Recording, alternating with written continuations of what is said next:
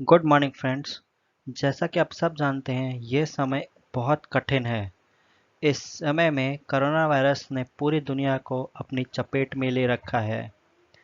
इस corona virus की वजह से दुनिया भर में बहुत सारे बिजनेसेस बंद हो गए हैं और हाल फिलहाल में देखा गया है कि एक यूएस के फिटनेस फर्म गोल्ड जिम ने यूएस में चैप्टर 11 बैंक्रप्सी कोड फाइल की है। तो इस लेक्चर में हम जानेंगे कि ये चैप्टर 11 बैंक्रप्सी कोड होता क्या है, इसे क्यों फाइल किया जाता है, इसे कहाँ फाइल किया जाता है। जैसा कि आप सब जानते हैं कि गोल्ड्स जिम की फ्रेंचाइज अलग अलग देशों में भी है। तो इस चैप्टर 11 बैंक्रप्सी कोड का असर कितना होगा इन फ्रेंचाइज के ऊपर। तो आइए अब हम देख लें गोल्ड जिम के बैकग्राउंड के बारे में। तो गोल्ड जिम एक अमेरिकन चेन है फिटनेस सेंटर्स की और एक कंज्यूमर डिस्क्रिशनरी सेक्टर में आता है। इसे मेका ऑफ बॉडी बिल्डिंग भी कहते हैं। तो इसे मेका ऑफ बॉडी बिल्डिंग इसलिए भी कहते हैं क्योंकि दुनिया भर में कोई और ऐसा फिटनेस सेंटर नहीं है जो इससे ज़्यादा पॉपुलर हो। वहीं अगर हम इसके रेवेन्यू मॉडल्स की बात करें तो इसका रेवेन्यू मॉडल सबसे ज़्यादा विदेशों में हेल्थ क्लब और स्पा से जनरेट होता है, क्योंकि वहाँ के जो लोग हैं वो सारे रिक्रिएशनल फैसिलिटीज़ और क्लब में विश्वास करते हैं।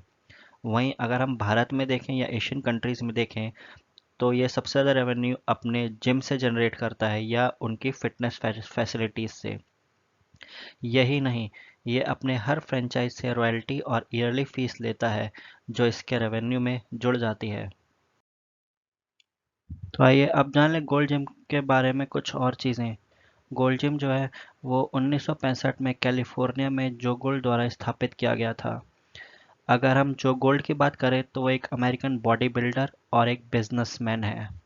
उन्होंने ना ही गोल्ड जिम बनाया बल्कि उन्होंने वर्ल्ड जिम भी बनाया और जो गोल्ड को फादर ऑफ बॉडी बिल्डिंग भी कहा जाता है।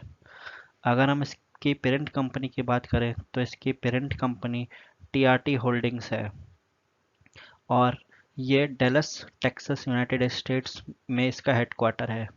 अगर हम इसके प्रेसिडेंट की बात करें या सीईओ की बात करें तो प्रेसिडेंट या सीईओ एडम जिटसेफ हैं। अगर हम नंबर स्टोर्स की बात करें इसकी तो दुनिया भर में इसके 700 से ज़्यादा स्टोर हैं।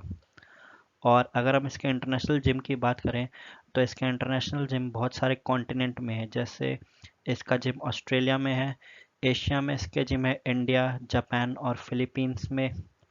नॉर्थ अमेरिका में इसके जिम है यूनाइटेड स्टेट्स और कोस्टारिका में। और साउथ अमेरिका में इसके जिम है मैक्सिको और पेरू में। वहीं मिडल ईस्ट में इसके जिम सऊदी अरेबिया में भी हैं। अब ये देखा गया है कि कोरोना वायरस की वजह से बहुत सारे बिजनेसेस दुनिया भर में ठप पड़ रहे हैं। तो हाल फिलहाल में ये देखा गया है कि अमेरिका की एक जो फिटनेस चेन है गोल्ड जिम, उसने चैप्टर 11 कोड फाइल किया है यूएस कोर्ट में। तो अब ये जान लेते हैं कि चैप्टर 11 कोड होता क्या है। चैप्टर 11 कोड एक रीऑर्गेनाइजेशन बैंक्रप्सी है।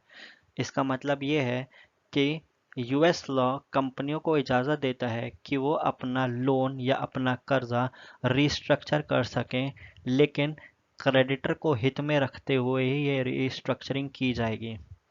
ये स्ट्रक्चरिंग कंपनी का जहाँ पर हेडक्वार्टर है उसी के एक बैंक्रप्सी कोड में फाइल की जाएगी। इस बैंक्रप्सी कोड को फाइल करने के दो तरीके होते हैं। या तो इसको डेटर ही फाइल कर दे, लेकिन उसको फाइल करने से पहले डेटर को बहुत सारी चीज़ें कोर्ट को देनी होंगी, जैसे उसकी इनकम, उसका एक्सपेंडिचर, उसके असेट्स और उसकी लायबिलिटी। वहीं दूसरा तरीका यह है कि क्रेडिटर ही 11 चैप्टर 11 बैंक्रप्सी कोड फाइल कर दे कंपनी को देखते हुए। तो इस केस में जो कंपनी है उसको तय समय पे अपने सारे के सारे जो रेजोल्यूशन प्लान है कंपनी से रिलेटेड वो कोर्ट को देने होंगे। अगर वो देने में असक्षम है तो क्रेडिटर ही एक रेजोल्यूशन प्लान बनाएगा और उस रेजोल्यूशन प्लान को जो डेटर है उसको मानना पड़ेगा। तो आइए अब देख लें कि ये चैप्टर 11 कोड कौन कौन फाइल कर सकता है। यूएस में ये चैप्टर 11 कोड 3 तरह की एंटिटीज फाइल कर सकती हैं। वो है corporation, sole proprietorship and partnership. अब आगे बढ़ने से पहले इन तीनों के बीच का डिफरेंस जान लें। तो कॉरपोरेशन वो एक एंटिटी है जो अपने मालिकों से और अपने शेयर धारकों से बिल्कुल अलग है, और इन दोनों की जो भी पर्सनल संपत्ति है वो कर्जदारों का कर्जा चुकाने में इस्तेमाल नहीं किया जा सकती। वहीं पर सोल प्रोप्राइटरशिप वाले बिजनेसेस एक तरह के छोटे बिजनेस होते हैं और उनमें एक ही ओनर हो सकता है। वहीं पर पार्टनरशिप फर्म में एक से ज़्यादा ओनर हो सकते हैं, और कई केसेस में देखा गया है कि इनके जो पर्सनल असेट हैं वो क्रेडिटर का कर्जा चुकाने में मदद कर सकते हैं। तो अब ये जो तीन एंटिटी हैं वो ये जो चैप्टर 11 फाइल इसलिए करती हैं कि उन वो अपने बिजनेस को रीऑर्गेनाइज कर सकें और आगे चल के वह अपने पैरों पर खुद खड़ा हो सके। तो अब ये देख लें कि जो वॉलेंटरी पेटिशन है, मतलब जो पेटिशन डेटर द्वारा फाइल की जाती है बैंक्रप्सी की, उस केस में कोर्ट को क्या क्या चीज़ें चाहिए। तो कोर्ट को कुछ 4-5 चीज़ें ही चाहिए। जैसे कि उसको ये पता होना चाहिए कि उस कंपनी के पास कितने असेट्स हैं, उसकी कितनी लायबिलिटी है, चाहे वो शॉर्ट टर्म लायबिलिटी हो या लॉन्ग टर्म लायबिलिटी हो, उसकी इनकम कितनी रही है इस साल, और उसके इस साल खर्चे कितने हुए हैं। अगर उसका कोई कॉन्ट्रैक्ट है जो इस साल एग्जीक्यूट होने वाला है तो उसके बारे में भी उस कोर्ट को पता हो। और अगर कोई उसके पास ऐसी मशीन है जिसका लीज अभी एक्सपायर नहीं हुआ है तो इसके बारे में भी कोर्ट को पता होना चाहिए। इन सब की मदद से कोर्ट क्या करेगा, कोर्ट ये असेस करेगा कि कंपनी की आज की तारीख में फाइनेंशियल पोजीशन कैसी है और उसको आने वाले समय में कैसे रीऑर्गेनाइज करना पड़ेगा, जिससे कि वो आने वाले कुछ महीनों में अपने पैरों पर खड़ा हो सके और अपने क्रेडिटर का पैसा भी चुका सके। तो आइए अब देख लें कि यूएस में कौन कौन सी कंपनियों ने अभी तक चैप्टर 11 कोड फाइल किया है और इसका क्या मतलब होता है। तो यूएस में ऐसी बहुत सारी कंपनियां हैं जिन्होंने चैप्टर 11 बैंक्रप्सी कोड फाइल किया है, जैसे कि ऑटोमोबाइल जेंट जनरल मोटर, एयरलाइंस में यूनाइटेड एयरलाइंस, और रिटेल में के मार्ट। और भी बहुत सारी कंपनियां हैं जिन्होंने ये चैप्टर 11 बैंक्रप्सी कोड फाइल किया हुआ है। यहाँ तक कि यूएस में मेजर कॉरपोरेशन, पार्टनरशिप फर्म और लिमिटेड लायबिलिटी कंपनी ने भी चैप्टर 11 फाइल किया है। लेकिन बहुत ही हम कम केसेस में ऐसा देखा गया है कि जो इंडिविजुअल्स हैं जिनके पास बहुत सारा कर्जा है वो भी चैप्टर 11 फाइल कर सकते हैं।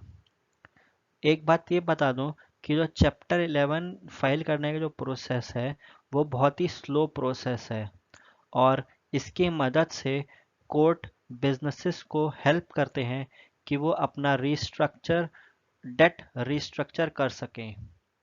अब जब हम चैप्टर 11 बैंक्रप्सी कोड फाइल करते हैं तो उस समय भी फर्म जो है, कंपनी जो है, खुली रहती है और अपना कामकाज करती रहती है। तो आइए अब देख लें एडम ज़िटसिफ, जो कि गोल्ड जिम के सीईओ हैं, उन्होंने बैंक्रप्सी फाइल करने के बाद प्रेस कॉन्फ्रेंस में क्या कहा। उन्होंने बोला कि हम 100% श्योर हैं कि गोल्ड जिम अपने बिजनेस से बाहर नहीं जा रहा है।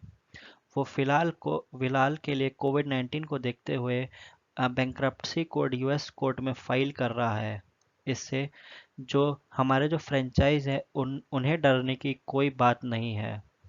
हम अगस्त महीने के बाद ज़्यादा जोर शोर से आएंगे और हम अपना डिजिटल बिजनेस, लाइसेंसिंग प्रोग्राम और अपने ग्लोबल फुटप्रिंट्स, मतलब यानी कि फ्रेंचाइज बढ़ाने की तरफ काम करेंगे। उम्मीद करता हूँ आपको इस वीडियो में कुछ सीखने को मिला होगा। अगर आप मुझसे जुड़ना चाहते हैं तो इस फेसबुक ग्रुप या इस व्हाट्सएप ग्रुप पे जुड़ सकते हैं। धन्यवाद।